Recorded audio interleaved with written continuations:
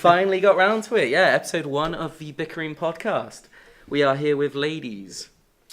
Introduce yourselves, guys. Yeah. What's going on? Local band. As local as you get.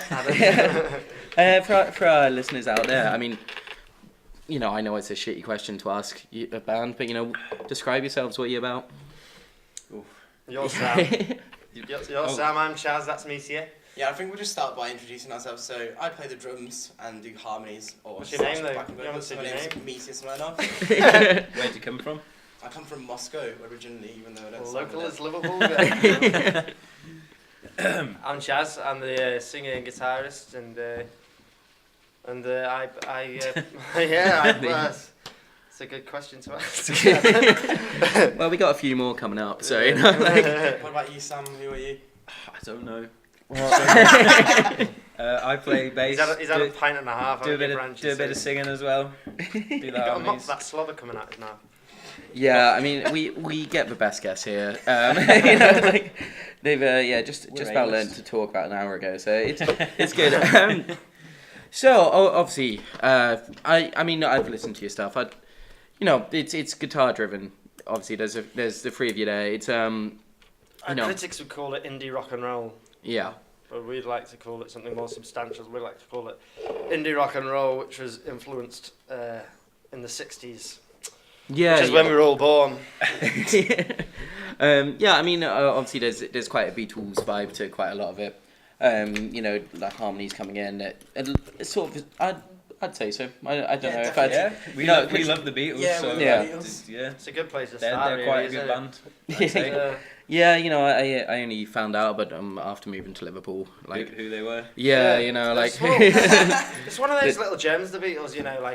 It's kind of like you think you've heard who they are, and you kind of just think, oh, maybe their songs like the kind of Rolling Stones cover sort of thing, and then you get on, you come to Liverpool and you hear them playing, and you're like, oh, what's this little gem that we've never heard before? What's going on here? I mean, when I first saw them live, I thought they were good back then. Like now they're a bit static. Yeah, I mean they've stopped. The momentum has stopped. They've gone a bit mainstream, to be fair. I'm not sure if that's a course from out. I don't know if that's where you guys want to get to. When they were 26, they were great, but now they're all 27, 28. Yeah. They used to lose the spark. It's the third album. Yet to the release the third album. It's the third album blues they've got. So as long as they get that out of the way and they don't put too many of them, Yeah, songs in. Yeah. Oh god. I mean, to be fair, I do think maybe getting statues of yourself put up all around the city. And they paid for that. Maybe a bit of a, I don't know, fame going to their head too soon. Money, wasn't it? Yeah. I mean, this is found footage from 1969 right here, guys. But yeah, I mean, we digress. Yeah. I mean, obviously, quite a big thing for you guys recently is you're breaking out Liverpool a little bit, aren't you? Yeah. Got some dates coming up, which... Well, it's a weird system that you've got at the moment, because when I grew up and I, was following bands and that, the impression you got was that you played as many gigs as possible, and you got bigger because you played more and more gigs, and then we got here and then we were kind of advised that actually you only want to be playing a gig every couple of months because less people come to your shows, which is a bit of a naff kind of system, but in current state when people don't have that much money, I suppose, Yeah. People don't want to go to gigs. I think they've lost the love for live music. I think back then, if you were in a band, they had nights. Everyone just goes to the nights, regardless of who was playing. Yeah. Too much stuff going on, isn't there? Like you kind of what the kind of way you express yourself was by going to gigs and dancing, and I think when hi-fi systems and that got to the point where you could just play, records. Yeah, and people would rather just stay in and listen to Spotify. Same time, to be honest, wouldn't they? At the same time, I think that's part. We share part of the brunt of that, because look at being in a band and looking like you're in a band used to be like, if you go even not as far back as the noughties, it looked like an attractive thing when you see the Strokes and the Libertines and things. You're like, oh, I want to be a part of that. That is cool. That's something I want to be about. And Oasis and things. And the Arctic Monkeys a bit later on, and now being in a band looks like you're doing, it's like a maths lesson on screen, you know, and someone's being like, hey lads, look how clever I am, you know. It's like, what are you dancing for? I'm doing maths here. Look at how many pedals I've got and look how smart my songs are, instead of just, you know, having like a, you know, and not to say music should just be kind of like one-dimensional and things like that, but it's like, write a fucking melody, you know, like fucking pull your finger out. Like if your song's not in your fucking head for like 2 or 3 days after you write the song, then it's not a good song. Stop playing it live, because, you know, people don't want to hear it. People want to hear music to make them forget the shit going on. They don't want to be, you don't go to a gig to be constantly thinking about like, oh, what's he doing now? Oh, that's smart. I mean, that's one thing I've noticed, you know, since, I'm going to sound like an old man, but, you know, like I started going to gigs when I was, I'd say like 13, 14. I was sort of like when I started getting actively into music and everything. And I have found, like, you know, people nowadays go to gigs kind of to be seen to be doing something, you know. And it's like they're not actually going to gigs to dance and go crazy and have fun and stuff like that. It's like you go to so many gigs and people just stood in a corner with their pine arms crossed, and they get annoyed. Yeah, and it's like, what are you doing? Exactly, and they sort of like get a bit embarrassed because there's someone dancing like 10 foot away from them. And then they take a fucking video and they post it on Facebook or Instagram going, oh, mega night, like how good was that? It's like, you don't look like you're having fun. You're not having fun. Why are you telling people you're having fun? That's the one thing about social media, is that people just, you know, it's like, look how happy I am, when you're all clinically depressed, you know. Actually put your phone down, like put on a record, have a dance and enjoy yourself. Don't just type in the words, I'm happy, life's going great, because... Oh yeah, I mean, it's clear to see, like, you know, when it's like someone uploads, you know, like just to be hundreds seen, of photos. Isn't it? Yeah, the thing. It's like the image matters more than actually enjoying yourself, which is that's very sad. Like someone will make a video of a cow running over their mother just because they thought they get views on it, rather than save a fucking life. Do you know what I mean? Yeah, but it's like, you know, like you see someone go on holiday and they take, you know, hundreds of photos and it's all like, you know, all there, and then it's like you actually ask them how it was, and it was like, oh, it was shit, our hotel was flooded, you know, it was all crap. It's like, but the impression they're giving off is like, this was the best time ever, and like, if you take hashtag Berlin 2018. If you're taking like, all them photos, then where do you actually find the time to enjoy it? Exactly. If you're spending every second of every day monitoring what you're doing, then you're never going to be able to let go and relax, which is kind of the same. Imagine if they had phones like in the 40s with World War II. Someone like getting a photo like, oh, mega. Just getting arrested. Hashtag lol. Hashtag we're coming for you, Hitler. Get this trending. It like shooting much. But no, I mean, you know, even though we're talking a bit negatively here, you know, I mean, obviously, you know, you guys in Liverpool have got a bit of a name for yourself now. Like, you know. Yeah, I've met people on nights out who know who you are. You know, I've seen people come up to you guys occasionally, and it's like, you know, very occasionally, twice a year. But I mean, like, so as a band in the modern day, do you feel like gigs are kind of like a bit of an annoyance now, or are they kind of like a bit of like what you have to do? I love gigging. It's the best. It's still the best part. It's the best part. You know? Yeah. Being in the studio is good, but like being out playing a gig, like a good gig. I think probably our most enjoyable one was the Cavern, when we did the Cavern. Definitely. I know it's not, you know, when obviously before you come to Liverpool, you're like, the Cavern's where you want to be, and then you come to Liverpool, you're like, actually, it's not really got that much. It's more of a tourist attraction more than anything. Yeah. It's not that important on your rise to the top. Still like a lifelong thing. I was like, I really want to play the Cavern. For us, it was just a bit of a milestone because, like we said, we love the Beatles, and it's obviously where the birthplace of them was, and it's where they started doing that gig. So it's kind of seeing a reflection of ourselves in them bands that played there before, and it feels good when you're up there. Yeah. It was probably just because we had the most people there. We had like 150 people there at the. Yeah, it was great. At the gig, so lots of like Swedish dudes loved it, so it was brilliant. That's kind of what you want. Yeah. I mean, different crowd. Oh, obviously, yeah, it's a defining moment like anyone. And I do feel like you do get that sort of energy when you go into the Cavern, that people are there for music. It's a great you know? space. Yeah. It's a great space as well. It's like proper, like you just feel like you go downstairs. You can't not if you're if you're in in the crowd. World, aren't you? Everyone there, you feel like they're like part of it. It's like you can just feel the energy. Whereas some venues are shaped badly, and like people can kind of like hide around the corner. Yeah, and so people, like, and I think as well, like especially like the Cavern, when you're going down the stairs, I think there's quite like a bit of an anticipation. You know, like the sounds echoing. It's kind of like, you know, we're here for. You know, we're here for this. You know, for the music, and it's not. Yeah. I think as well, like, you know, even from a lazy person's point of view, it's like it's a fucking effort to get out. If you know, like, if you're not having the best of time or whatever, it's like No, You're we'll fucking see staying. we'll see it out. Yeah, it's a little bunker in it. Wait till the next song comes on. Yeah. Well, because we were having a chat earlier, and it was talking about sort of modern day gigging. It can be like really annoying because you can have like a full crowd at one moment, and then everyone will bugger off once their band has played. Yeah. You know, and then you're left with, you know, a sort of skeleton of what it was.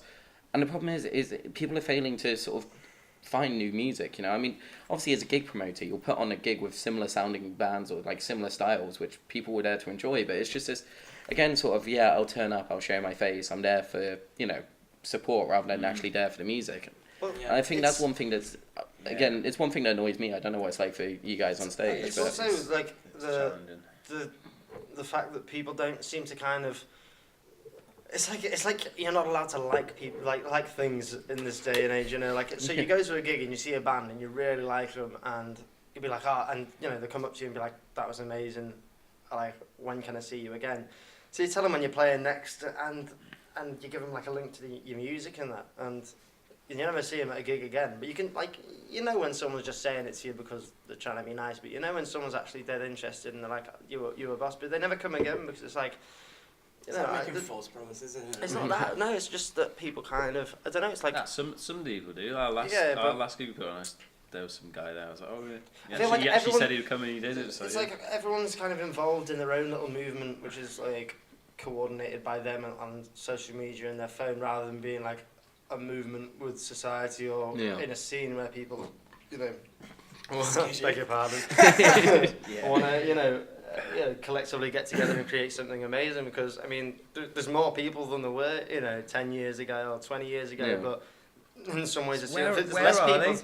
Don't cut me off. in some ways there's like less people because he's cut the stride there, but there's more people, but there's less kind of people doing things and being. It seems that the more progressing, the more we go backwards. Yeah. I mean, I was thinking about this especially. I mean, out of, you know, sort of, again, guitar-driven bands, what was like the last sort of major movement that really went with anywhere? Like I would say like Arctic Monkeys. The Strokes in it, and like and like Arctic Monkeys, they sort of pushed the MySpace music thing, and they sort of really sort of built themselves up. That was 2002, mate. About then. But it's like, yeah, like nowadays it's sort of, as you were saying, like everyone's got a platform, everyone's got a voice. You know, you can anyone can make anything. It's just like you do get this sort of feeling where people are just going, you know, I'm not going to commit myself to this band because there's something else around the corner, or there's, you know, whatever's going on. I think that's sad because then you're losing. So, you know, I mean. After this, I just want to quit. You know, I'm just done. I mean, all we can do though is just write, you know, good music. What we should think's good, and like, and not change it because we know that like only 0.0001 or whatever % of the population has heard our tunes, and for us to try kind of change our music because we go, oh well, you know, we don't see. I mean, I think that's what a lot of people do, is that they go, oh well, we haven't pleased this amount of people, so we're going to change our style until we please the right people. When it's like that's not the way you should do it at all. That's not how to make people music. That's the opposite. Imagine if David Bowie did that. It's like, do you know what? People didn't like the spiders on Mars thing. I'm just gonna, you know, I'm gonna go back to the first album, which is fucking appalling. By the way, I think that the general point is that people and record label owners and A&R people, whatever, they're afraid to take a plunge nowadays with things that aren't fitting in a certain category or style. So something that's already set in stone, which like might be tenable. They might want you to sound like them, but at the end of the day, being natural is what music's about. You can only give it your heart and soul, and you can't give it any more than that. And once you change that, then you're changing yourself completely, and you're being fake to yourself. Yeah, I mean, obviously, like music with any other art forms, expression of, you know, oneself, and I do think that's where like quite a lot of, you know, I don't want to sound cliche by saying, you know, sort of generic, overproduced pop is losing a lot of that. You know, it's like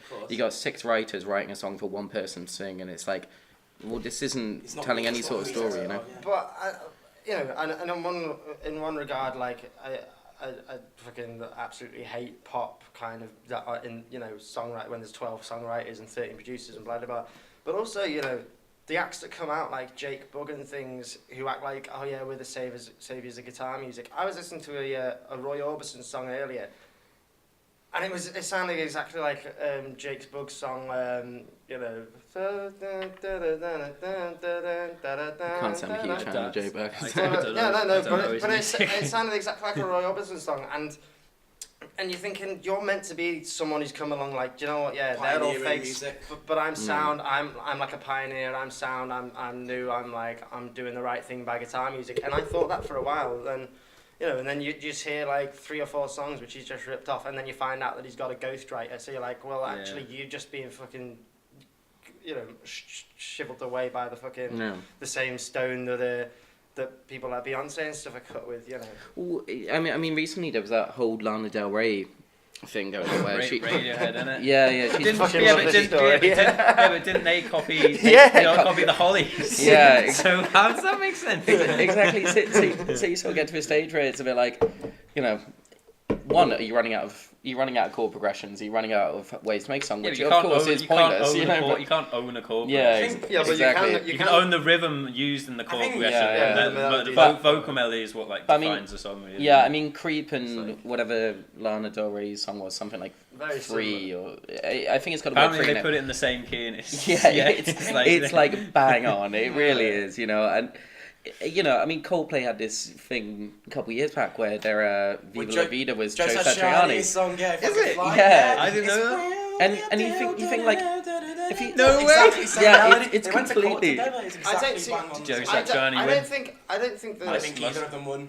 Oh really? Yeah, I'm not sure. I think it was like an out of court settlement. Yeah, it was. Thing. That's what they normally do. It's one long-word guitar solo and one riff from it, which is the main riff. But I think that's the hook, though, isn't it? Yeah, exactly. Yeah. I think it'd be safe to say that every single artist takes inspiration from other artists. You can't not. The not. top 200 greatest songs ever made, or the top 200 hits, Same- all use the same same chord chord progression, and that's fair enough. But you can tell Yeah. when someone's completely ripped off a song, and you can tell when someone's just using the same chord progression, but trying to do their own thing. But that's how you write songs, or you write them in specific chord progressions. It's how music works. How music works. It like you just can't help it. It's really hard not to. I think it's very different to the ways that, like, you know, when you hear very similar blues songs, very similar 50s songs and 60s songs, because there wasn't the level of like. So now, like, when you get major artists like Ed Sheeran and Lana Del Rey, and you hear that they're copying, like, if you skip a beat and you go to the Hollies, you think what that music then represented and the kind of the feeling that was in the air at that time, and the kind of it came from working class musicians and people grafting, to then people now who are very privileged and aren't really that great at their instruments and things, and then they just come about and go like, oh, I'm nicking that, and I'm going to play in front of millions of people and make millions of money. Millions of monies. Whichever country you're from. Millions of money. You know, it's just. I think for me, like, it's the perversion of culture more than the perversion of music. I think if you found that the Hollies were copying the Beatles were copying Bob Dylan, I think it's kind of like sound because. Well, I think as well, like, especially like early days of the Beatles, they were copying a lot of sort of like American blues. Of course, yeah, that's what. That's where it all originated, isn't it? Like, yeah. It's Led Zeppelin, mate. It's just like. Yeah, a lot of it is it's all blues guitar, isn't it? Yeah. Everything, the pentatonic scale, all that kind it's of respectful, you know, and it's not done in a way which is like, oh, we're fucking people over. It's done in a way which is like, oh yeah, we're taking that, we're gonna make it better. And then made something brilliant. There's a fine line between stealing a song. Yeah. And actually, a very fine line between Ed Sheeran and Led Zeppelin. But then I feel if you're gonna do that, then, you know, like, come out and say, yeah, it's inspired by this because they're a fucking great band. Don't come out and be like, no, I thought this up. I'm the genius. It's kind of like everyone's calling you out. Teamwork makes the dream work. You know, people can do anything without each other. Did they tell you that at work? Team making. No, because I don't. Sorry, that sounds like a proper, like, when you're at TGI Fridays. I know. That's the daily meeting, isn't it? Every morning. It's a very lame saying, but at the end of the day, without each other, where would we be? Oh no, for sure. Like, and you know, I do agree that, you know, like, I did the same thing when I was in band when I was in my teenage years. I was, yeah. We were called Pineapple Morning because that sounds like a stoner band. Yeah, I was just thinking. I was like, surprisingly, we weren't too stoner. We were a bit more like, sort of, I don't know, shoegaze sort of. Shoegaze. Yeah, like kind of like pop. Was that because you were nervous rock. watching? So you didn't think you Just could look like, at people's shoes. Use No, lots of it's pedals. because again it was like the easiest. No, we didn't use. Oh. Well, I didn't. You know, I was on What bass. did you play? I was bass. Yeah, man. But yeah, so you know, I had the same thing where I'd start. I'd start writing a song and then suddenly be like, got a bass. that's why I'm thinking. This is why I'm putting my words in this way because of this song that I've been listening to for like a week straight or something like that. So I mean, you get inspired by it, but I think when it comes down to like Lana Del Rey and and Radiohead, it is just like. Yeah, you can be inspired, but doing it beat for beat is just like. I think what's depressing is that like, I mean, especially in Liverpool, is that you come over so many great musicians. You know, like you come across so many great musicians and things, and then you hear like Ed Sheeran in the charts and stuff like that, and from like a reasonable point of view, you go and you're shite. Like obviously people are liking you, but obviously people don't have good music taste, and your songs sound like the sort of thing that you'd write when you're 12, and you're singing. Like I heard his song come on the radio. It's right. Two songs I heard of his come on the radio. One of his was called Galway Girl, right, which is just like an unfathomable level of disrespect to fucking Ireland and Irish music. I was feeling, I was like, and then he throws it in it. It's like she played fiddle in, and I was like, you're like, oh, go fuck yourself. Like, are you fucking messing? And another song he had was something about when he was like 12, he broke his leg when he was playing with his brother, and you're thinking, fuck me. Like, it sounds like you're reading like a fucking Charlie Brown fucking sketch. Yeah, You know what I mean? Like, it's like, like whoever fucking goes to him, you're a good lyricist. Like, fair enough, you might be able to put like a shite melody together and people might like to listen to it at Radio 1, but you know, if I ever fucking put pen to paper and said I was 12 and I broke my bread with my brother, you'd think, fuck, I'd be like, fucking hell, have I just had like a fucking stroke or something? Because it's just... He's going for that relatable audience, though, isn't he? You know, there'll be I've not broken someone. my fucking leg. Yeah, I've never been 12. No, yeah. Or just skip that year out. Just like, no, I'm going straight to my teens from 11. you would be like, put me down. Yeah. You turned you go and like, put me down. You've got your fingers so in that song. You've got your fingers crossed that he dies at the end. You're like, please say he's died. Oh no, he's still that, and that's why I've heard the song. Oh yeah, I get it now. Send him to a clinic in Switzerland. They don't accept gingers there. I don't know. No, I mean, yeah. Get down! Don't show your face out. I mean, I think with Sheeran, I mean, as soon as he came out with the first album, it was a bit like, man, I know this is going to be big, and I know it shouldn't be, like, but I just know everyone's going to go, oh god, that's such a heartfelt song, and it's like, again, you were saying, he talked about some girl from Ireland in a band, like, his first big hit was the A-Team, it's like, about a prostitute girl. The guy was brought up in Framlingham, like, that is middle-class haven, that doesn't... It's not like a big thing, you know? Like, yeah, maybe you met someone once and you were like, oh, I'm going to use that. That's going to inspire me. I just find it so, The thing with him, the only thing I respect about him is at least he gigged loads and, like, did kind of graft a bit, whereas there's some musicians now who, like, you just come out of nowhere and you're like, where have you come from? but also... But, like, no, I'm not defending him, I'm just saying, but, like, at but least... I heard his story. I remember seeing it on MTV. I heard his story. And it's like, oh yeah, I live with my parents, blah, blah, blah. And then I went to London, and then he's like, oh, and then I just kind of like ended up in New York, and I was playing all these like, or LA or something, and I was just playing all these gangster nights. And he's like, and then I just like ended up, dodgy, and then he goes, oh, and then I just ended up at Jamie Foxx's house, and like, and it's like, mate, that is not how like life works. You don't just go, oh shit, like I was just in like London, like couch surfing, and then I just got to LA, and then like I bumped into Jamie Foxx, and then like, and this is how I am. It's not how it works. You're like, how did you fucking afford the $3,000 to get to America, sort of thing? And then he's talking about how he had couch surfed, and then you look back at him, his life in Suffolk or whatever. It's like you said, his upbringing wasn't actually what it seems. Yeah, I mean that's one thing that pisses me off. Probably knew someone like. No, it's like obviously I spent my teenage. Yeah, I don't know. No, I spent my teenagehood in the same county as him in Suffolk, right? And I know. What's it like?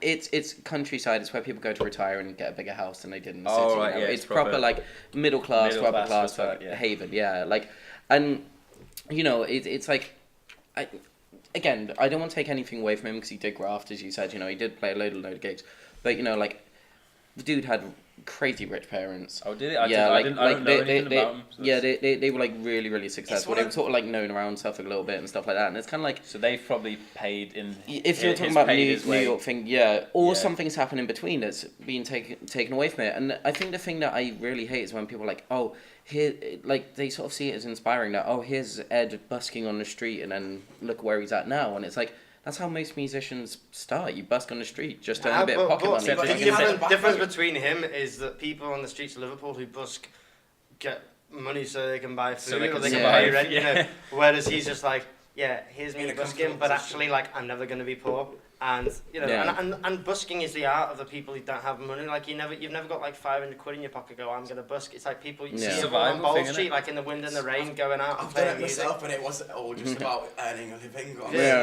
It's fun, of course, but for him it was just more of a game that he was playing separate into what. It's like you're living an alternative. He's like living an alternative reality. He's going, oh. Yeah, look at me. I'm part of the poor, and I'm part of the destitute, and like, but it's like, I mean, you're playing a like £400 Martin, and that's what's disgusting though. That's become like a symbol of his success. Is like this little guitar that he got, which is a Martin & Co, which is the most expensive guitar you can get. It's like look at this lad. He's all he was doing is playing this tiny guitar, and he's hitting it. It's like.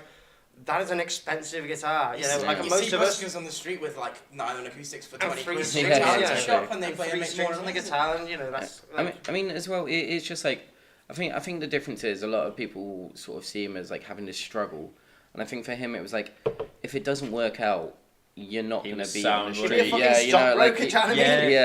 He'd be working in his dad's company. And he changed his name to like Ed Sheeran. You know what I mean? Sheeran broken. I'm bored of Ed Sheeran. Let's move on. I was bored of him from the moment he came out. You know, so are his parents. That's why he shipped him off. Go Ed. You're going to lie. Go Ed. Go Ed. Go Ed, lad. Go Ed. Yeah, I mean, you know, it's annoying because when I talk about this sort of stuff, everyone just goes, "Oh yeah, no, you're just jealous," and it's like. No, I'm not. No, like, I'm really not. It's like you're allowed to hate things and not be jealous. Yeah, exactly. Thank you. And if you're listening, we'd love to support. These are our free dates. Well, I mean, this whole site is based around hating things, isn't it? You know, like it's the Bickering Press. It's about ripping into people. Yeah. And it's like people go, well, you're just jealous of it, you know. And I'm like, I'm not really. It's like we were talking about Logan Paul. I'm not jealous of the guy. The guy acts like a fucking 8-year-old. What's for a load of he's some vlogger from YouTube. Logan Paul. Yeah. What's a Logan Paul? What is a Logan? Don't want to know. He's this 22-year-old lad who recently got into a load of controversy. He's like one of those daily vlogger people. Basically, he kind of reviews. Basically, what he does is like he reviews cereal to people who can't eat cereal, and they think, "Fucking hell, cereal's good. I want to have some of that cereal." And he makes it sound amazing. Yeah, so it's pretty out there, but like. No, so basically what he does, he holds a camera on a stick and runs around the city screaming, and all these 8-year-olds... Yeah, and all these 8-year-olds go, that's so cool. And he gets paid for that? Yeah, like through ad revenue. Fucking hell, I was doing that when I was a kid. I had a stick, I was like... Why wasn't I getting paid? Where's my royalties? I invented that shit, Logan Paul. Fuck you, man. But it's like, you know, so this guy does this, and then it's like, you know, anyone has any criticism against it, and his fans are like, oh, you're just jealous. And it's like, no. Like, you know, yeah, you might have millions of pounds or millions of dollars, whatever, but, you know, yeah, I'll take that. I don't want to act like that guy. I'd be the first to admit that, like, I'm jealous of P&O ferries, you know, and you'll agree, Branchy, you're also the same, and me here too. Ooh. But when it comes to people like Logan Paul, you know, all you can say is just stop it. Just stop. You stop it, brother. I don't know. It's just again what we were talking about before. It's just the society just becoming. Society's just become this. Society hasn't become like. We're not sponsored by Walk and Go, by the way. Get fried chicken. Society used to be like a necessity, which kind of revolved around the needs of everyone to be together, to be stronger, and now it's like. Fucking society is like an app on your phone, which is like, oh, I want to be a part of society. I'll take fucking like pictures as we mentioned earlier. Don't want to repeat ourselves. Yeah. And then you're like, like, oh look, I'm part of society. But then all people seem to do these days is want to crawl into a fucking cave and not book on P&O ferries, which, as I said before, it's just the best. And if you're listening to P&O, I'd like to go to Ireland at some point. I've got a jingle for P&O if they want. What's a jingo? Jingle. Oh, just my sea salmon one, but have you got it now? I could change it to P&O. No, do it now, but with this replace the P&O, they're the ferries from the sea, made for you and me. Okay. P&O ferries. Again, if anyone from P&O ferries is listening, we need money. We need money. Send us money. transport. We are financially ruined. We need a van. Oh yeah, okay. We need a van. So yeah, sorry, we house. we totally got off topic there a little bit, but yeah, no. So you do actually have some dates coming up. Do you want to let people know where they can see you? First date is on. Yeah, let's actually talk about you guys. We do music as well. So we've got a residency here on P&O ferries from until June. We're playing Leeds. Playing our first gig in Leeds on the 27th of January at Verve Bar, which is double denim live. For Double Denim Live, which is it looks like a great. It's exciting. Yeah, it is. My family's all from Leeds, so it's nice to go back to the motherland and and play music to the people who told me I wasn't very good 6 months ago. So we got that in Leeds. Then we're back in Liverpool on the 10th of February at District, doing a gig for Ocean Waves and Liverpool Noise. Good venue, though. It is a good venue. It is a really good sound. It's really cool as well. They've got like reggae food and stuff. It's like a mini festival. Big stage is just what you want. Big stage. It's a bit like warehousey. It's cool. It is cool. Rock and roll vibe. Yeah. If only like the prices of pints weren't like £6 in the Baltic. Not in District, but like in the Baltic Triangle. It's like it's not even pints. You get cans in the District. You get like red stripe, but it's like £7, and you're like. It's not London, mate. I don't know what's going on here, but... By the way, this isn't our district. Our district's actually right. District is sound. We're not saying we're just saying in the area. Where are we slagging off? Because can I name names? That's probably not. Is it a good idea? Nah, I'm not sure it's the best idea. Do they know anyone? I like the area, so we'll leave it. Why don't you just say like which venue you really like there with the implication? I like the District. Yeah, but no. Which is the one that you really like? I don't drink there. I don't go there. Where is it though? You were saying. No, the one that sells £6 red stripes, which you really like. It's pretty much all around the place. That's legal reasons. Yeah, anyway, we don't want to alienate too many people here at the moment. I think we've already done that. Probably our big one is at the Zanzibar on the 23rd of February for This Feeling.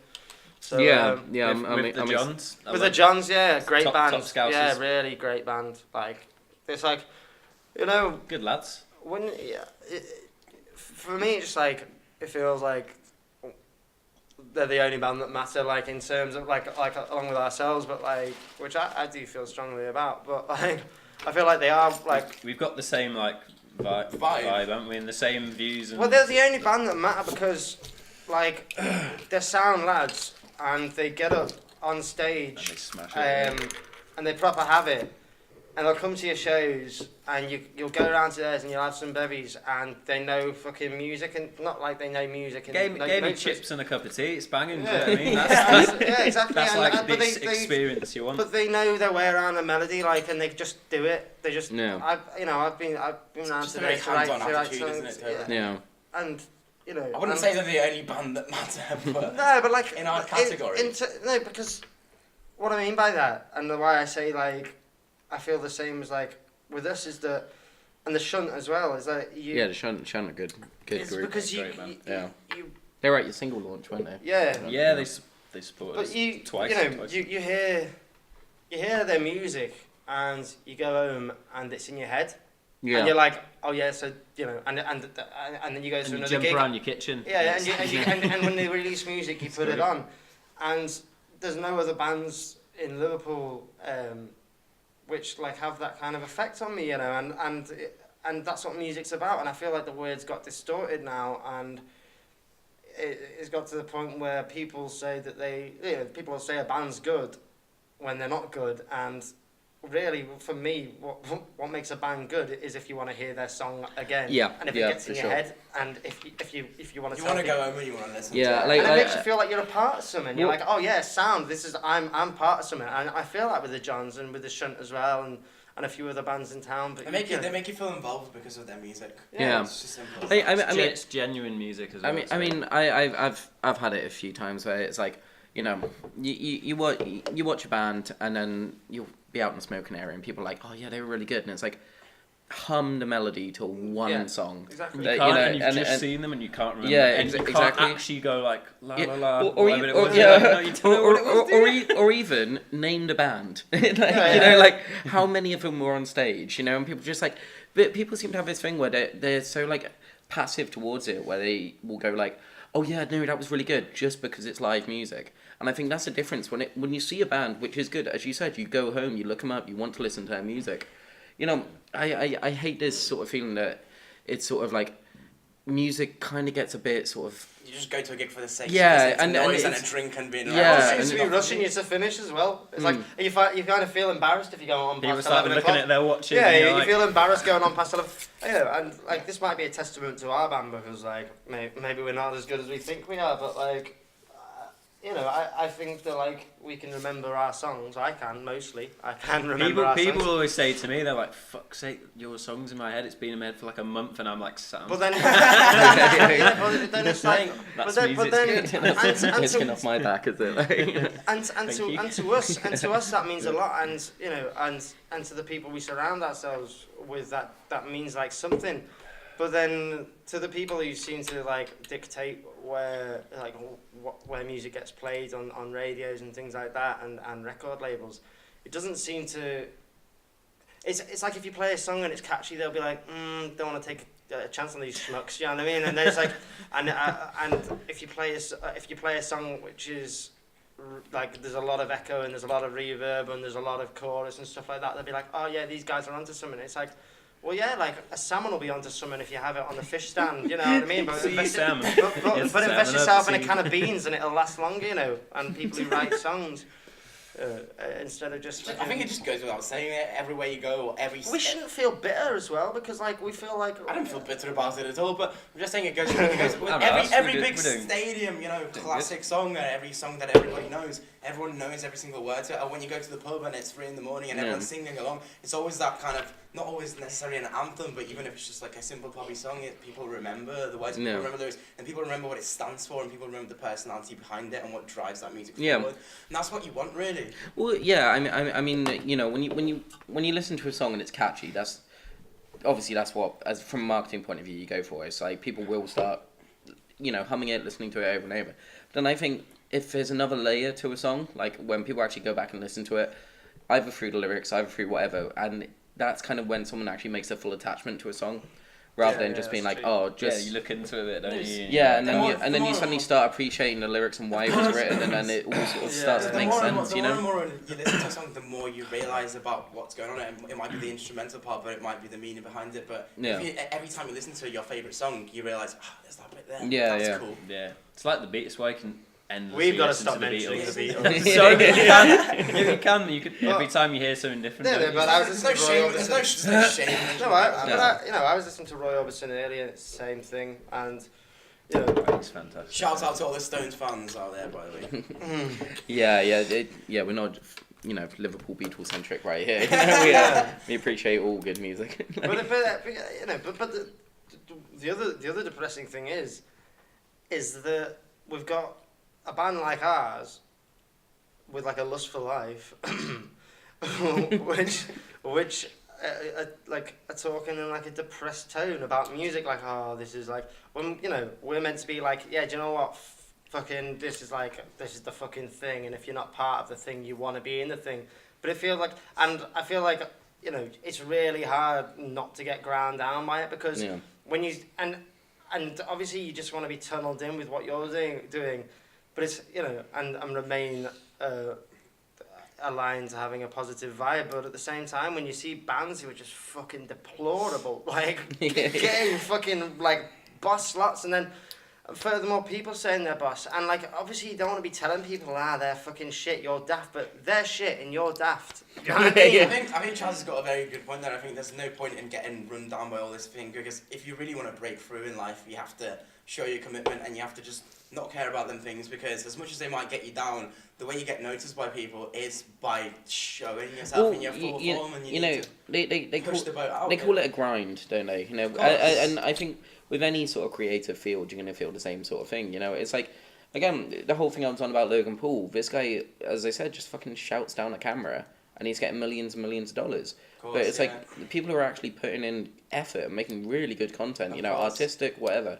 They're the ones who have no grind, putting a fuck ton more work, and you know, and it's easy to get caught up and be like, oh no, screw it, what's the point? It's about perception. It's about the way that you show yourself to people. Yeah. If you're constantly going to be depressed, and you can, oh god, all these shit bands are playing, but they make us look bad, even though their music's we think is worse than ours or whatever. You won't get anywhere with that attitude. You have to think, you just got to this, and you just got to go for it. You just got to keep working hard, and like, we love music, so I think we'll get there. We love it. It's fun for us, and we'll always carry on doing it as long as it exactly. takes. You're doing something that a very small percentage of the world is ever going to dare to do, and actually ever gets the chance to do. You know, exactly. How we're lucky. Yeah, I mean, how many people do you know who are like, you know, well, I'm even one of them. You know, I've got a bass guitar. I haven't gigged in like 9 years.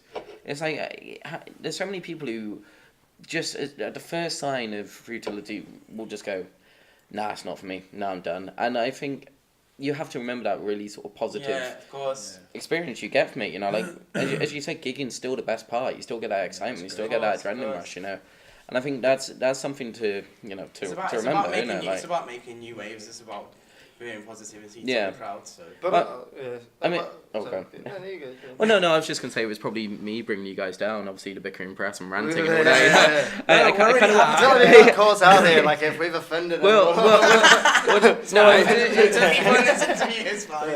kind of want this to be a bit like, you know, in the future, be a bit like therapeutic sessions for people, you know. If stuff's getting built up, just let them let loose, you know. It's depressing sometimes thinking about the situation. You're just like, fuck's sake, we're really good, and then I'm like, oh well, we'll get there eventually. But it's like, it's like Chaz says, when you look at these other bands, you're just like, fucking. Well, do you know what it is, right? I try not to, but it's for me, I've tried to kind of get a grasp of what it is.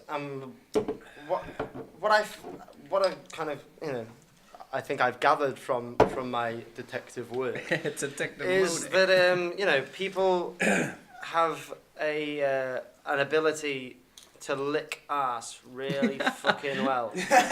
And you know the people who get certain slots at gigs and who, you know, are achieving minor success, like they'll never fucking get anywhere. Like it's you're not gonna get anywhere. Like you'll fucking, you know, play third from the headliner at a few festivals for 4 years in a row in Liverpool, but you're never gonna fucking make it because you haven't got good songs. Yeah. And well, isn't it like even like a really early EP for the Arctic Monkeys? Who the fuck were Arctic Monkeys? He's talking about these bands, you know, happy to get bent over, happy to be changed and all that. And his whole message there was like, we're not going to be like that. And, you know, if in 5 years' time, who the fuck are Arctic Monkeys, and fair be it. But, you know, they're not going to change. I think at the end of the day, even though there's them bands that have all the money and the support behind them, and they stick their fingers in all the pies. It's the money as well. That needs to be talked about. Like, the money that goes into...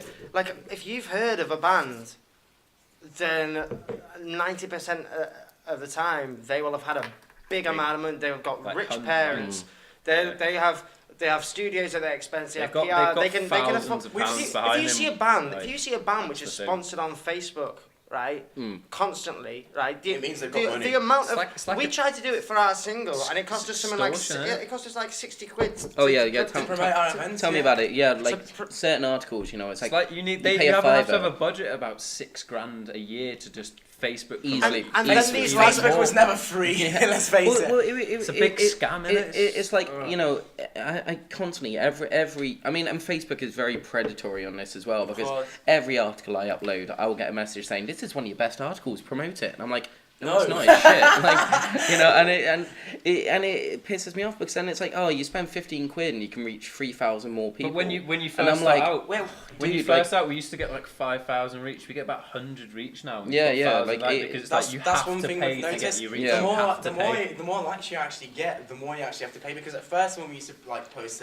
gig posts and whatever, it'd be like everyone likes it. It shows up. Now you post the post and you got 1,300 likes. It says 50 people saw this post because you got to pay the money. Yeah, I mean, I think the thing is with the Facebook algorithm, it's like, obviously your reach is big when you start off because everyone's liking the page. Yeah.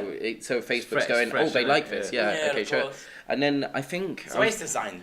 Yeah, and I think I was reading something the other day. That must be how they make all their money. I was thinking, how does Facebook make money? It's advertisement. Yeah, it's dickhead bands. And but it's like, so I think a standard post will probably reach about maybe I'd say a fifth of your likes on Facebook. I don't get that. They should see everything. They've clicked. Yeah. Sorry, I'm very handsy. But then it's like if they saw everything, how does Facebook make its money? You know, I mean, Facebook's a business at the end of the day. Do you want to know the absolute worst thing about this whole conversation though? We're a fucking band, and the state of things has led us to actually like be aware of these kind of things. Yeah. Do you know what I mean? Like we shouldn't have to fucking worry about just Facebook play gigs, innit, and write songs. All we want to fucking do is write songs and play gigs. Welcome to the future. Yeah. Because that's what Oasis, they just 500,000 people wanted to see them. They didn't have to go on Facebook and go, oh, they sold their CDs and that was it. Fuck it, you advertise a gig on a fucking poster and people would come, but that doesn't matter now. It was album sales back then. Album sales have all gone down. It's all online now. Yeah, you sell about 20,000 albums if you're massive. It's like it was a word of mouth back in the day, wasn't it? And the problem is now people aren't doing word of mouth because their word of mouth is getting sent to them by Facebook, by Twitter, by everything like that. You know? And when you actually try to talk to people, they don't listen to you unless you do send them something on Facebook. And exactly. It's like, you know, beforehand it was like, you'd read an enemy. And then you would go, oh no, but I actually saw this band from here. Oh, they were great. If you see them, you know, keep an eye out. Problem is now, especially with Facebook, and especially I get probably with you guys in a band, it's like, you know, I get invited to like 5 or 10 events a day, and it's like, oh, this is happening near you. Oh, your friend's doing this. You're doing that. Can't keep up with it, can you? The voice just gets lost. But it's not a matter of like, and I think this is something as well. This promoter kind of generation, which I'm sure will piss people off by saying, but basically you become a promoter because you want to put fucking no effort in and you want to make a load of money and you want to fuck people off. That's basically what you fucking do, right? Because we've put it on our own gigs, right? And we've seen the money that comes through the door, right? Yeah. And we've managed to give everyone paid along with buy beers for everyone. But as soon as you go to a promoter and you play a gig, it's like, sorry lad, we can't pay you. And you're like, hang on, well, we did the same thing. We brought a lot less people down to a gig, but somehow we ended up with 300 quid because we charged everyone a fiver and we brought, like 60 people, whatever. And it's the bar intake as well. It's just exactly. And it's like the bars making. At the end of the day, like nowadays, if unless you and promoters are in bands as well. It's like, oh yeah, I'm a promoter, so they become a good promoter, and then it's like, oh we're also we rep for like big festivals and stuff like that. So it's like, oh, and who's the first band they choose? Oh, it's your own fucking band. Do you know what I mean? Like, it's like, so I don't really understand the system right now where you can give yourself a job where you choose bands to be good and then you choose your own fucking band to be at the top of the fucking pile. It causes massive just field of unfairness. It's that oh Christ, I've forgotten a word. Yeah, don't worry. Someone else, carry on. But I think the best advice we can give to someone who's looking for money and trying to get gigs and they're not in cahoots with someone who can give them a load of money. Sometimes you get good gigs, sometimes you do get paid, sometimes the people are a lot more welcoming, but there is that side of the industry where people they take advantage of you and they take advantage of the money's in functions, really. Well, if you put your own gig on and you've got a big enough fan base, then obviously if you put your own gig on, it's yours. You just have to pay the fees. They've been there forever, though. Like these kind of people, they've been there forever. You know, people. We're not inventing different types of people. Like people will have been like this for fucking. People will have been like this for fucking hundreds of years. It's just now in this society that the air for the bacteria to breed has fucking infested the atmosphere, and people can now get. Science. People can now get. People can basically right now. You can have people get away with not paying bands, and and then you're forced to shut your mouth and not tell anyone because they'll be like, well, we'll tell everyone not to put you on. So basically, like, if you don't play this gig for me for free, then you'll never play a gig again. And they don't say so much the words, and if you told that to them, they'd be fucking horrified, but that's what they basically do. Yeah. And they're going, oh, well, you know. I think it pushes everyone into and then they tell you to bring 50 fucking people to the gig, and you're like, are you fucking messing? So you're like, why would I bring anyone if you're not going to pay me? Like, bring 50 quid and we might pay you. You only bought 49 people. Oh, we can't That's pay the you. always Like it's always, you're always one bring short. some money and one. give it to me. You bring 200 quid We've down, we'll give you 100 quid. How about that? You don't have to pay or anything, we'll just give you 100 quid. We've had that a few times when we know for a fact we've brought like 30 people and they've gone, oh, you brought one less than required, and we're like, you know that story about because we both read Scar Right. Tissue with Anthony Kiedis, and there's that moment where the Red Hot Chili Peppers played their first gig during the 80s. Yeah. And they play their gig, and obviously they're just an up-and-coming band. They've only just started out. They're funky, they're groovy, they're dancing around. They've got all this Socks stuff on the going on. cocks. It's kind of cool. You know, he's doing flips around the stage. He's not that much of a good singer at the time, but the promoter Still isn't. says to him, I'm not going to quote it word for word because I don't know, but he says something along the lines of, we're giving you $200 for this gig, which at the time was a fair bit of money. Yeah, and then when he came up to him, he gave him like something like $50, and he's like, "Where's the rest of my money?" So they ended up having to struggle in the bathroom. We got him, and he just tried to batter him. He's like, "Where's my money?" This kind of stuff doesn't happen nowadays, and I'm not saying be violent towards promoters, but I think a lot of people think it gets to the point where I want to fucking no, hit them. but it's just but the point I'm trying to make is a lot of people nowadays, they don't have the guts to stand up to that kind of thing, so they feel like they're pushing to a corner. It's the norm. People think it's the norm. I think as well, like in any creative field, you're told so much like exposure. You know, you should be happy you played this gig. It's exposure, do these things. Yeah, but you're bringing your own fans for the money. I know, exactly. You're helping that bar out. You're bringing those people in. You've got to respect yourself, and at a point just go, no, I'm worth this much. Yeah, but then it's like, it's like, fuck you. We've written 11 boss songs. Like, like I'm not gonna bring fucking anyone to this gig. You bring people to see my fucking band. You're a fucking promoter. That's the definition of a promoter. Why would we bring our girlfriends and our best mates down who've seen us fucking play 20 times before? So you have a crowd. That's not promoting the band, that's keeping it. They fail to realise that if they fucking had a good reputation as having like a boss night, then people wouldn't care what bands are playing because they'd know that the taste of the promoter was good. So they'd come down and say, "You're good. I want to see you again," and that would fuel like a fucking positive economy. The name at the top of the poster saying "blah blah blah presents" and then all the name of the band. If that name's well known, then then people go to it. I mean, I know it's a different scale, but like NME back in the day used to put on like gigs with like some really good up and coming bands, And it's like people see NME and they instantly go, no matter what band's playing, they're like, I'm going to that. Yeah, I used to go to those. He used to just like, you'd send away your money and they didn't give a fuck. Whereas I think promoting now is kind of like, anyone can be a promoter. It's like, I know someone who owns a bar, I'm going to put a night on. And I think there's not really like any effort put in. There's no sort of like pride in the job of promoting. Like, I think the crucial point of this whole entire conversation we've been having for the past 10 minutes or so is the fact that these promoters get you to bring down your own fan base. Yeah. That does not grow any bigger unless you make it grow yourself. So how is that promoting if you're all stuck in the same furthering cycle? anything? How are you ever going to get bigger? How is it ever going to progress? So many people, obviously people... Well, it doesn't help their brand, does it? They're not promoting, they're just none of the gigs you played, I don't think I can name a single promoter, really. I mean, from what I've seen, again, I don't know. The biggest gigs you would have seen us play was when we did it ourselves. It was our own gigs. We're not promoters. We're just. You'll never have heard of us play it like us playing a promotion gig, because we'll have been informed beforehand that like the amount of people we bring down. Well, first of all, we'll be on way too fucking early for what we think we should be playing. Yeah. And then. We'll and we won't have fucking invited you by personal message because we'll have known that like it's for someone else and it's not doesn't do us any good. Like we want to make money. We want to be able to give money to the other acts that are playing. We don't want to. And this has happened on some occasions. Fucking be promised a fucking crate of beer and then we just see the fucking promoters' mates fucking drinking it. I've had to kick off. Be like, fucking give us some drinks. You feel like a twat for asking for money at the gigs. You're like, oh mate, is it alright if we get some money? When you're actually like, do you know what, fuck off, we practice fucking 4 to 6 hours a week. to save up all this money to buy a fucking guitar. Do you know what I mean? Yeah, exactly. Do you know what I mean? Like fucking like my guitar got snapped in half fucking last week. Like fuck it off, really. Yo, that was a horrible moment. Jesus Christ. And things like that, which are like real fucking issues for like people in bands and stuff. Yeah. And it's just, and it doesn't like, and that kind of money should be there for you. Not even paying the expenses of getting there, having a bit of food, having a drink. It's like this minimum £50 just to play a gig. It costs that just for us. It comes back to the whole word, like the whole word of exposure. You know, like I mean, in my field, in writing and content production and everything like that, the constant word is you do this for us and it will get you known.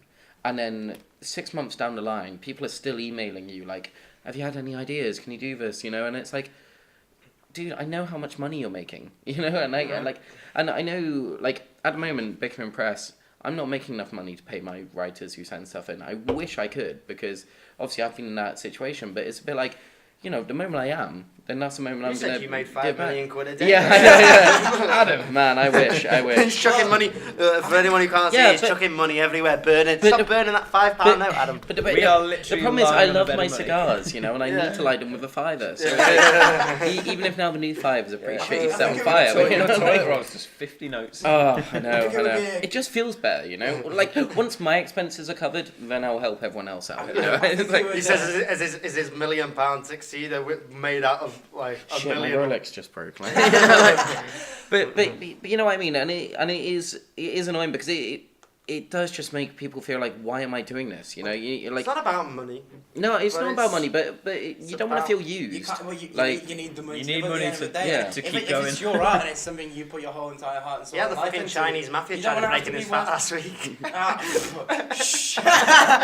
Random, but I was just gonna say, I think the point goes out is that this isn't only just about musicians. There's a lot of people struggling with the creative industry in general, like yourself and other people who make media or do stuff for bands or do stuff online or whatever. It's not just there's someone who does try and be the puppet master in that kind of situation. Yeah, well, I saw this article a while back now, and it was a Tesco or Sainsbury's in central London who were asking for local artists to come by and sort of paint a mural on their wall, and it was like, oh, it'll be really good for your brand, you know, and it was like, will it fuck, you know, like it was like, we're not going to pay you, it'll be good for your brand, and it was like, who goes into Tesco?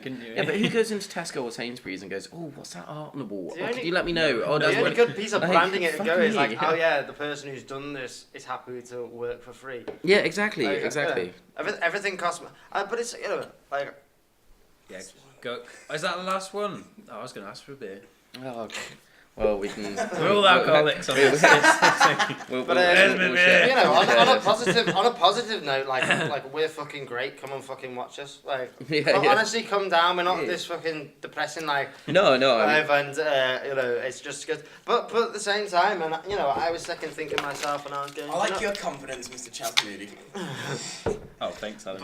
But no, and I was thinking, is this got a bit down, you know, depressing? But at the same time, you got to criticise what's shite at the moment. Like, obviously, the music industry isn't working right now, and you know, in this kind of format, when we're doing an interview for the Bickering Press, it's going to be of that nature. But you at the same time, like, you can't just be a band going, no, do you know what, everything's going to be fine because we just believe in the rock and roll, which we do, and we do believe in melody and songs lasting for fucking ever. And a good time. You know, and that's what we do believe in, and that's what, like, the ethos of our band is, and that's why we're writing all the time, we're playing music all the time, we're fucking listening to music all the time. Like, our life is music. We fucking, like, that's what runs through my blood, like, and my bones, and I know it's the same for everyone else. For us, otherwise we wouldn't be here right now, you know. Yeah, you need that drive. Of course. Like, but at the same time, like, there's a fucking big rot in the music industry, and that's not just on a fucking major level with the big record labels. That is on a small level with promoters in this city and in Leicester and in, you know, Coventry. It's a bad all situation. over the fucking country. The talent is getting cut at the root because of this negative atmosphere, which you're forced into being a part of as soon as you want to get a gig. And it should be like, do you know what? I've heard your band, right? You got together last week, but you're fucking boss, right? You're going to headline this gig. And yeah, maybe the fucking band who supports you have been going for 4 years, but it's not a fucking matter of time. It isn't a matter of fucking who's licked whose arse and who's fucking jumped through these hoops. It's about fucking good songs, and if you've been together a fucking week but you've got 12 boss songs, then you should fucking headline. Yeah. If you've been together for 6 years, you're not just fucking... You shouldn't just assume to have a fucking headline slot or to get a festival slot because you've been going a long time. It's not a fucking right, it's a privilege which only comes to people who write fucking good music. That's exactly right, but I think it goes without saying that this doesn't only have an effect on the musicians, but it also has an effect on the fan base because they feel like they're being nagged to come to places or whatever because of the set of rules that you're given. They feel like they've got to come to your gigs, and in the end, that sucks the fun out of the whole thing, and they don't actually want to do it as much, and that's when people lose touch with what's good and what's not in their head, and they start listening. Come to my gig, you're not my friend. Now I'm your friend, but like. Well, no. I mean, it goes back to what we were on about earlier about like gigs emptying after they've seen the band that they wanted to.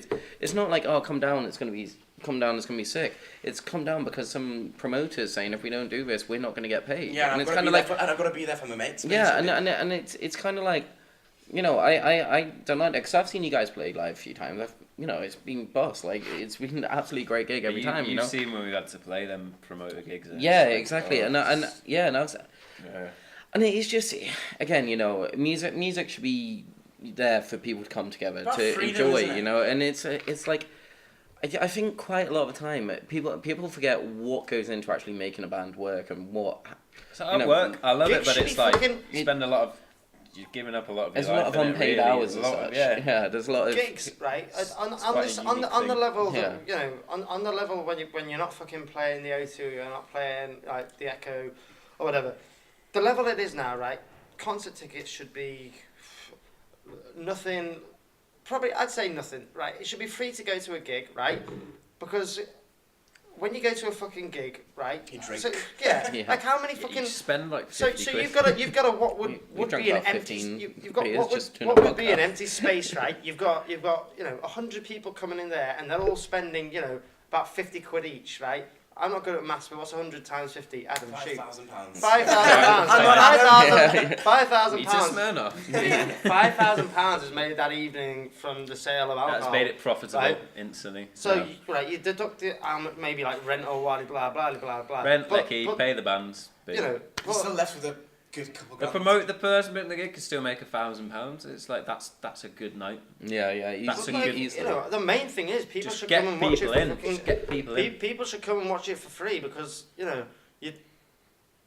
Actually, fuck that. People should fucking pay. Actually. No, people should fucking pay. No, I'm joking. It depends on what kind of gig. What kind of atmosphere it is. There's a lot of free festivals. I think again, it does depend where that money's going. As we were talking about earlier, promoters should be there to make the gig experience better. They shouldn't be relying on the bands. If anything, the promoters should be there to get new fans to come. The band's job to bring people. I'm sick of being told this. It's like, no, it's not. Yeah, exactly. Right, fans will come. If we say we're playing a gig, we have this core set of fans of probably about, about 20 people who will probably always come to a gig. All you've got to do is... But they should bring people. Don't sell yourself down. Like for the like, I'd say for this year, like we've consistently brought between 50. No, but I mean like 50, every 50 I mean 100 people. Yeah. No, but I mean every single gig. There's always the same set of people every gig. Oh yeah. Every So you're saying the core fans. Like we've had 20. Like there's like the amount of people, like the people. Have so been no, we different. put on a gig tomorrow. We'll have the same like 20 people who always come and see. Yeah. But Obviously, sometimes there's like 60 differences, people, but like that's different. But that's when we proper try. But I'm saying like they should be bringing a different crowd because that's their job. Exactly. They're meant to help us. They're meant to be helping us. Well, because it works both ways. At the end of the day, they're stealing your money pretty much. You put a gig on by yourself and you'll still get the same crowd as the same gig with a different promoter. It's like, what's your job here? What are you doing? What's funny though is you've hired out a room. We could have done that. The funny thing is though, like if you if I text someone. And I'm like, all right, mate, do you want to come down to our gig? They'll be like, yeah, man, like, what is it, your gig? And if you say, yeah, we're putting it on, they'll be like, yeah, sound, I'll be there. If you're like, nah, it's not promoting, I'm like, yeah, go fuck yourself, I'm not coming down. Like, well, because when it's a promoter, it sort of feels a bit more like a job, bro. I think it's a worthwhile thing to mention, because we're saying about all this about promoters and stuff like that, but at the end of the day, if you look back in time, and when there's all these free festivals on, and like, obviously big bands played, I think a major thing to mention is the fact that you've got to sell records for people to recognise you. And you know, like with stuff like, you know, the Stones had a free festival or whatever. I know the biggest one of the biggest bands in the world. They can afford to do that. No, of course. But back then, people would buy the records. They'd pass it on free word of mouth. They'd buy the record, and then they'd do a tour date, and wherever they'd go, it would be packed out. But not because they went on Facebook, or not because they told their friends to go there, or not because they were a promoter. It's because they got tunes. Because they got tunes, and because everyone listened to them. And obviously, you'd come because you want to make that commitment. Yeah. The weird thing about society right now is that you'll happily pay 10 quid to get in a taxi to go to town. You'll happily pay 5 quid for the pint. You'll happily pay like 8 or 9 quid for the cocktail. But as soon as you get to the point when you're £3 for a band. No, not even that. But as soon as you get to the point when you're in HMV or you're in a record store, and you've got to part with 10 quid to buy an album which could fucking change your life, you know, like I'd rather have 2 pints. It's like exactly. You've got a decision there in your hand to either alcohol water. You've got a decision there in your hand to either buy yourself, you know, fucking like two pints, right, or like a fucking pack of cigarettes or something like that, or you know whatever, or you could buy something, you know, like you could have the fucking Is This It by the fucking Is This It by the fucking Strokes, so you could have fucking, you know, This Is It. Oh shit! This is it. Fuck. Oh, you know, but you could have any number of records which you think now have shaped you as a person. You're like, fucking hell, that defined me. As an actual person, yeah. Or you could have had 2 pints. But people, because now music is like not even a luxury. It's gone beyond that. It's just something which people expect to have for free because music's a service now, isn't it? It's like, oh, I can watch the video on YouTube. That's fine, you know. Or I can find this music on YouTube, or I can download it, or I can do whatever. People, again, it comes down to this whole sort of thing. Like, yeah, people expect music for free. They don't get, you know, especially on a lower scale. People aren't getting paid if you're not paying for it, you know? Like, if people are going to gigs and not buying any drinks and they're free entry and just not talking to anyone, it's kind of like, okay, cool. You were sort of a body in the room there, yeah, I get it. Promoters, same sort of thing. If you're not bringing anyone, you're not helping the band, you're not helping yourself. People aren't paying money. You know, it's the same business. It's like any creative field has to make you money if you want to do it as a job. And I find it very annoying that people just go, oh, well, you know, their job's more fun than mine, thus it's not a proper job. And I just think that's very, very, like, a bad way to actually look at it, because these people are putting in effort to, you know, to bring you music. You guys write songs, you practice for a gig, you play your gig, you bring all your own instruments there, you know, and I just think it's a very sad state of affairs where creative fields are just being sort of downgraded as not real jobs. It's like that can only ever be a hobby. It's exactly. It's like if you enjoy yourself, then you shouldn't be making money. Because fun things shouldn't make money, and that's because that's the world we're brought up in. It's like you have to go. Tory fucking Britain, brother. You have to work and doing computers and doing this shit thing in an office. Like, I don't want to do that. Well, what you just said, it's not necessarily fun, but people forget the grind that goes into it. Of course, because you know, and so they just see you playing instruments. Where would anyone be now without music? Think about it like that. Because not just because of fashion, because of the influences, because the joy it brings to your life, but not just that, but because of the kind of cults that are formed around it, and it shaped actual cultural history. Oh, these taste better in a bowl. You know, it's just one of them things. It's changed the whole entire world massively. Yeah. It's within everyone, music's within everyone. For sure, but then at the end of the day, people who aren't, you know, that well versed in it will just see a couple of lads playing guitars and be like, oh, they're having fun. Oh, my 9 to 5 sucks. They shouldn't be getting paid for this, and it's like, no, dude, there's so much work that goes in. Yeah, there's so much work that goes into this stuff actually being created. You know, there's a lot of people. It's like you're just a fucking drone. You just go to work and type shit. It's like, I don't know what people do in offices. Excel. no, but I go to work and cook shit. But I mean, like the amount of effort to actually be put into think up lyrics, write a song, be happy with it to the point that you actually want to perform it. Introduce it to your bandmates, practice it to the point where you're fucking solid when you're on stage. It's not easy. It's not easy at all. And but it is, you know, it is easy, but like you just got to keep on doing it. And like we just. If you enjoy it, obviously you love it. Then obviously you love it. But so when you get no results, that's when it gets. But frustrating. I think you can tell a band who don't give a shit, and like not in a good way, not in a rock and roll I don't give a shit way. I think you can tell a band who just don't care about. I've seen bands like that. They'll play a Friday night because it brings them a little bit. We've been together. Like it's about passion. I don't know how many years we've been together, but like for me personally, almost 4 years. But for me personally, when it's like when band practice comes up for discussion, and we're like, oh, so we got 4 hours spare at the weekend, or we got 2 hours spare on a Thursday. If I was called into work if someone said, oh, can you work 2 extra hours at work on Thursday, I'd be like, are you fucking messing now?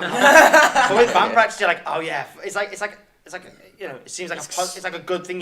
You're buzzing to do it. It depends. It depends. Obviously, if you like your job, then you're like, all right. It's like my favourite thing of the week. Yeah, exactly. I'm happy to fucking put up my weekend to fucking practice guitar and like I have to work. I have to work a job I don't really like. It's the most enjoyable thing for any musician is when they've progressed and they've made that leap forward, and then when you've successfully done something and you're like, oh, I've gone another step up, and you're like, this is wicked. You feel proud of yourself. Yeah. And that's the first thing you do when you come back from work is want to pick up the guitar and play. Like, you know what I mean? So that shows what it's like. It's like you let yourself go. Yeah, well, exactly. But people just see that as like, oh, well, you know, that's like reading a book. We're here to tell you that it's not what it's about. So.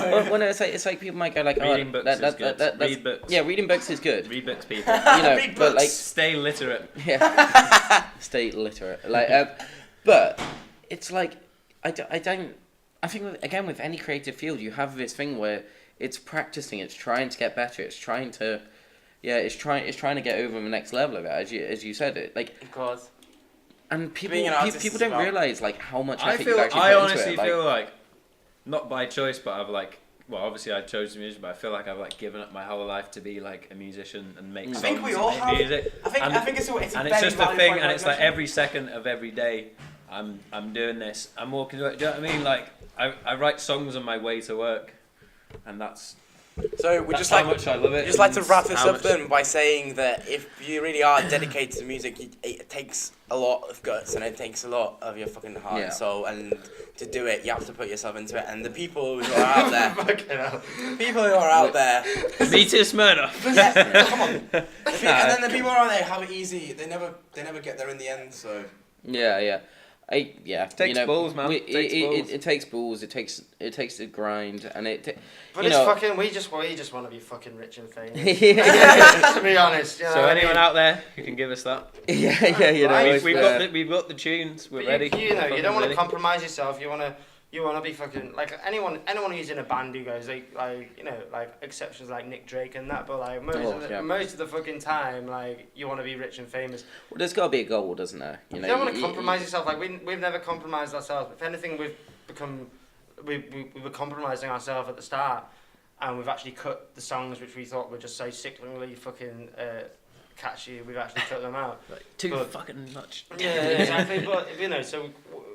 We're actually becoming. I think actually the natural progression is you become more and more compromised as you get older, because you're thinking time's running out. Well, time's only just fucking beginning, baby, and we're gonna fucking take over the fucking world. So, well, yeah, and I think as we said, you know, if you guys want to catch ladies, they're not this depressing when you actually meet them. A couple of lads, you know, like. Do you want to read those dates again that you're playing at? Like 27th of January, we're playing at the Leeds, the Verve Bar in Leeds. Followed then by the 10th of February at Districts in Liverpool. Then a week later, on the 23rd of February, we're playing at the Zanzibar at This Feeling. And then we're back in Manchester, a long-awaited gig in Manchester. We last played there, I think, in November, so we're back there on the 25th of March at Jimmy's to play a gig with the Pentatonic, who... Links. Oh yeah. What, the deodorant? Yeah, the deodorant. No, all these things will be on Facebook.com/ladies. Yeah, I mean, you know, all the links to find out these guys' music. That's okay. And also, there will be on the site, on the YouTube, video, everything like that. The music video. Oh yeah, music video. Exciting news. We made a video and we are going to release it soon. Yep. That couldn't sound like it sounded so sexually fucking perverse. Hopefully, we're hopefully thinking. Chaz gets his kit off. The music videos for the music videos for which song? Trigger. Which actually song of you guys won a single of the year for, didn't you? In a pentatonic vote. I just want to say for everyone there. So fuck off. So no, listen. No, Branchy's. Chaz Moody. So shut your mouth. So Branchy. Cut this bit off the end of the day. Yeah. No. So Branchy just overlooks Adam's notes there. I didn't read his notes. And he's going to say that we got song of the year. No, I wanted to say it. So he jumps. He goes song of the year. And Adam's like shut up. And then Adam's going. Oh no, hey, shut up, Branchy. This is the thing we're not talking about. Being in a band is hard work because we're some fucking knobheads, right? Well, I'm not the one reading the fucking inside. I didn't read his notes. Guys, I can't even read that far. I'm well blind. That's another conversation for another time. So, with his fucking shit haircut. So right, you cut all that last bit off and maybe keep it for dramatic effect, but and I leave it all in. It's really like you're drunk. Shut up, you're drunk. He's at one pint. He's shortly after this podcast is released, there should be a music video coming out, so keep an eye out for it, guys. Yeah, and that's all the things will be linked and available on the Bickering Press. Dotted and dated, exactly. and highlighted. And that is for the song "Trigger for Love," which did win the Pentatonics Song of 2017. Yeah, which is quite the achievement, to be fair, because there were some bangers on that list. There were some good songs on that. Yeah. I think the Johns were there as well. But I mean, like a load of Liverpool. But I mean, I'm going to say well deserved. I am going to say well deserved. I was, I put it on this morning. I've been humming it all day. So did you put it on this morning? I did actually. Yeah. Can you hum it? Can you hum it? Yeah, there you go. That is it. Thank you very much. She's got a trigger for love. Yeah, I can sing it if you want. Like, should we mention our next single or anything? No. If you guys, do you want to keep it incognito? We don't really said anything, have we? Online, maybe we should cut this out a bit. Cut this out a bit. Let's just wrap it up and say goodbye. Yeah, I think let's cut that bit out. Yeah, we don't want anyone to know, to be honest. I mean, yeah. Okay, cool. It's gonna be surprising. Keep it up. Like, oh my god. Anyway, there's gonna be a fuck ton of editing on this. To be. I would like to thank ladies for coming down. Cheers, Adam. Thank you, Adam. I think the Bickering Podcast is finally a go, and it's quite exciting for all that. But yeah, cheers for coming down, guys. Right. That was good. Cover some hard pressing points right there. Anyway. Thanks for having us, Adam. It means a lot. It's been a pleasure. Yeah, it's been fun. It's been a privilege and a pleasure. Yeah. My son. Get out of here, Sangrita.